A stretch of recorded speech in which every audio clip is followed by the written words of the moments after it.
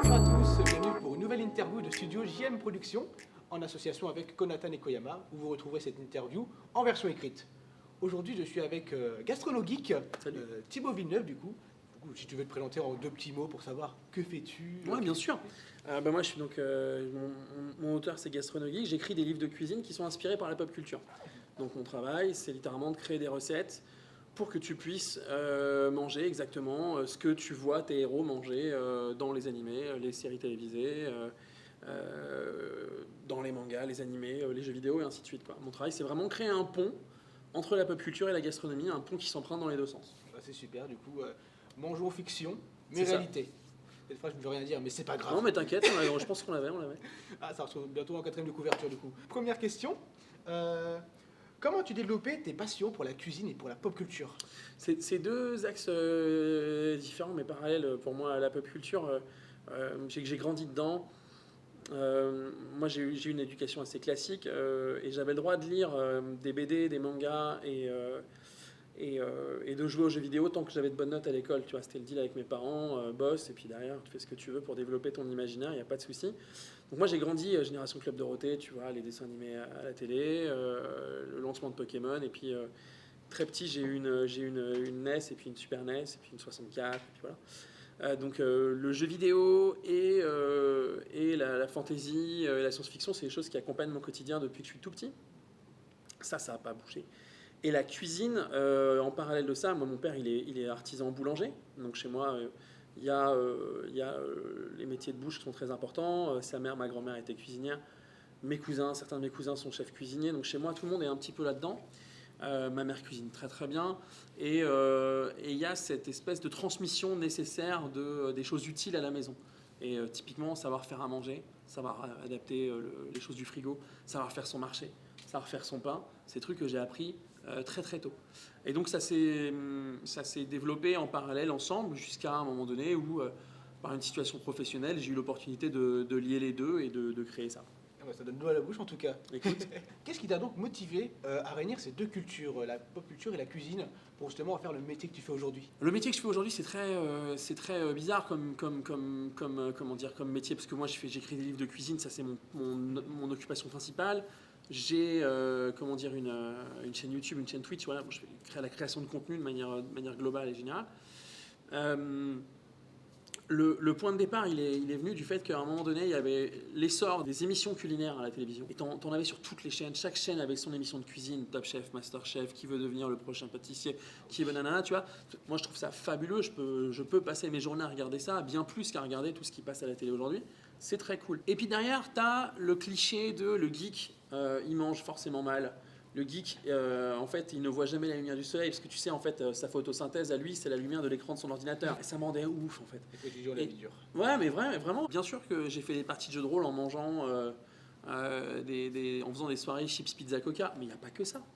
Et en fait, je me suis rendu compte un soir, en bossant sur des projets, qu'il y avait énormément d'univers desquels je parlais tous les jours, autour desquels je travaillais quotidiennement, où il y avait de la food de manière intéressante. Et pas anecdotique. On voit pas juste un mec manger un sandwich et on s'en fout. L'agent Cooper dans Twin Peaks, il est fan de cherry pie. Naruto, il est fan de ramen. Goku, il se vide des bols entiers de charan. Tu vois, enfin, il y a tout ça. Et en fait, je me suis dit, mais j'aimerais bien qu'on arrête de dire que les geeks mangent de la merde, parce qu'en fait, tout ce que kiffent les geeks sont des références avec des mecs qui ne mangent pas de la merde. Et donc, ce serait bien qu'on crée le pont, qu'on apprenne à faire ces recettes et qu'on apprenne à les transmettre aussi. Et peut-être qu'en transmettant de la bonne cuisine, on transmettra de bonnes refs. Et peut-être qu'on créera un tissu communautaire, un lien avec des gens et tout ça. Et puis voilà, c'est né comme ça. Du coup, quels sont tes critères qui influencent le choix de tes recettes dans une œuvre? Par exemple, tu vois une œuvre, tu te dis, je vais prendre cette recette-là plutôt qu'une autre. Alors, déjà, il faut que je connaisse la référence, que je la connaisse par cœur, que je la maîtrise bien, que j'ai un lien à la référence. Tu vois, je peux pas faire une recette juste parce que j'ai vu que le mec mangeait un truc et machin. Ensuite, on va choisir une référence il faut qu'on puisse la refaire à la maison. Donc, typiquement, tu vois, Toriko, par exemple. Je ferai jamais de steak de Galalagator parce qu'en fait ça n'existe pas. Voilà, c'est aussi con que ça. Alors j'ai fait du steak de dinosaure dans Dragon Ball, mais c'est parce qu'à un moment donné on voit le dressage, c'est de la viande saignante. Je me dis ok, ça je vais pouvoir faire un trompe-l'œil avec de la vraie viande de chez nous machin. C'est marrant une fois, je peux pas faire un livre entier avec. Ensuite, il faut que la recette soit pas anecdotique. Il faut vraiment que soit elle soit à un instant clé. Dans mon prochain bouquin, je fais une recette Tokyo Revengers. Il y a une espèce de running gag avec le personnage, l'un des antagonistes, héros principaux, qui passe son temps à bouffer des dorayaki.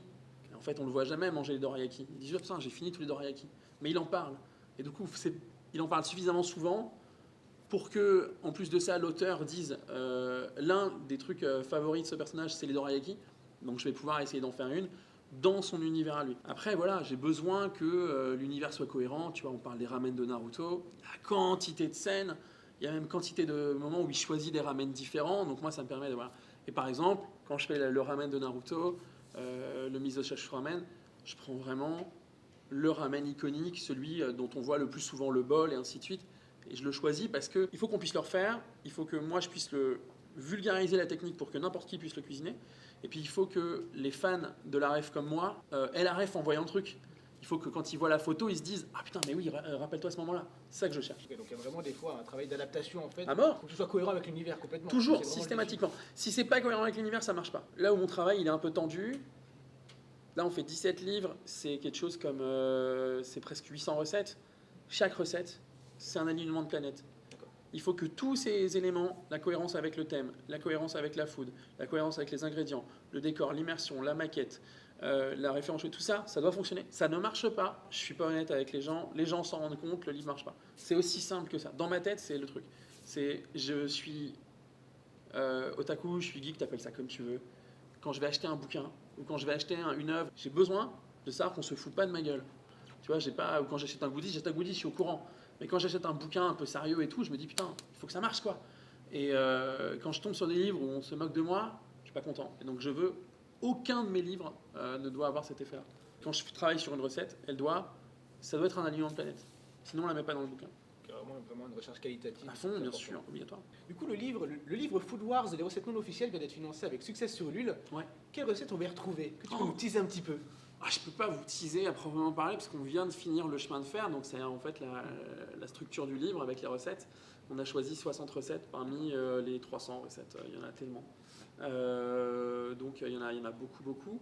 Non, mais on va retrouver les recettes les plus iconiques et les plus simples. Tu vois, les karaage de la Rousumire, le faux rôti du premier tome, le riz furikake, ça c'est des recettes que vous avez déjà pu voir dans d'autres de mes livres. Il y a ça, et puis il va y avoir une grosse phase sur les currys japonais, parce qu'il y a des combats avec les currys. On va essayer de reproduire justement le ramen végétarien de Joichiro. Voilà, les recettes, on va monter graduellement. Les chapitres, actuellement on est en train de réfléchir, on va sans doute faire les chapitres. Plutôt que de faire entrée plat dessert, on va faire facile, moyen, difficile. Parce que Food Wars, je pense que c'est... Autant dans mes livres, j'essaie de faire des recettes toutes très accessibles. Autant Food Wars, je pense qu'on peut monter un espèce de chapitre shonen où si on a vraiment envie d'aller s'énerver en cuisine et qu'on a le niveau.